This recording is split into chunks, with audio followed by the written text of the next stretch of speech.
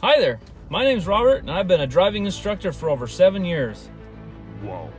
Today, in part 3 of our drive test video series, we're going to be going over the critical driving errors of your driving test, or what's known as your automatic fails.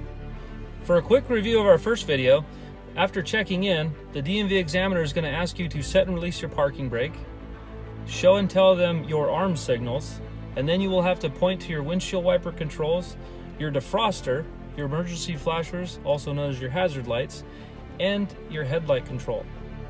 On the DMV's grading sheet, the critical driving errors are intervention by examiner, strike object or curb, disobey traffic sign or signal, disobey safety personnel or safety vehicle, dangerous maneuver, speed, auxiliary equipment use, and lane violation. So for intervention by examiner, you cannot ask the DMV examiner how to do anything. You can't ask them things like, do I have to stop here? Can I go? Which lane do I need to be in? Nothing like that. It's okay to talk to yourself a little bit. You can talk yourself through what you're doing. You just can't answer yourself. They'll think you're crazy. Another thing with it is you do not want the examiner to freak out and try and grab the steering wheel or yell stop or look out. The examiner cannot help you at all. So here's a little secret. The examiner, they're going to be just as nervous as you. You know why? They haven't met you before, and they know for a fact you don't have a driver's license, right? So another thing that you can do to help put the examiner at ease is you can also point out possible hazards. Things like, I see the bike, I see the pedestrian there. You're not required to tell them those things, but it helps since they don't know how you drive. Another automatic fail is strike object or curb. Yeah. Don't hit anything. Another automatic fail is disobey traffic sign or signal. So don't run a stop sign, don't run a red light, don't stop at a green light. When you come up and make that stop, if you don't feel your vehicle's weight rock back and settle, you haven't stopped all the way. So if you don't stop all the way and you come up and you roll through a stop sign at 4 miles an hour or faster going through, they will fail you. 4 miles an hour is about walking speed. So they're going to do it by feel. They're not going to be leaning over to try and check your speedometer. Another automatic fail, disobey safety personnel or safety vehicles. If there are people out there directing traffic like law enforcement, construction worker, school crossing guard, you got to listen to them. You have to make sure that you yield to the right for emergency vehicles. And don't pass a school bus with the red lights on.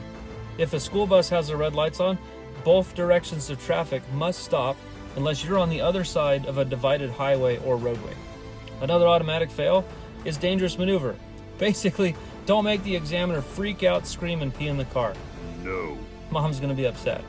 If you pull into a lane and cause traffic to slow down at all, or take evasive action in any way, that's a violation of their right-of-way, and the DMV will fail you for that. It's a dangerous maneuver. If you don't physically turn your head and clear an intersection that doesn't have a control to stop traffic, automatic fail. You have to look and you have to show them. It's not safe to not clear an intersection. It's also a dangerous maneuver if you cut somebody off when doing a lane change or cause the other lane to maneuver and take evasive action in any way. It's also a dangerous maneuver if you don't check your mirrors and look over your shoulder into your blind spot for any of the following reasons. Making a lane change, merging when your lane is ending, pulling to and away from the curb, before entering the bicycle lane when you're going to make a right turn, before entering a two-way left turn lane when you're going to make a left turn. So basically, make sure that you clear any empty space before moving into it. If a motorcycle can fit there, make sure that you look. They're now making electric motorcycles. They're like little road ninjas. And then under speed, drive at posted speed limit. Do not drive too slow for situations. Do not drive too fast for situations. You should be okay within 3 miles an hour each way of the speed limit. Once you hit 5 over or 5 under, they can take away a point, and 10 over or 10 under, they can fail you.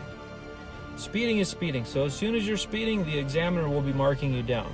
If you're traveling underneath the speed limit and you have a justified reason for doing so, then you're okay. Just be safe.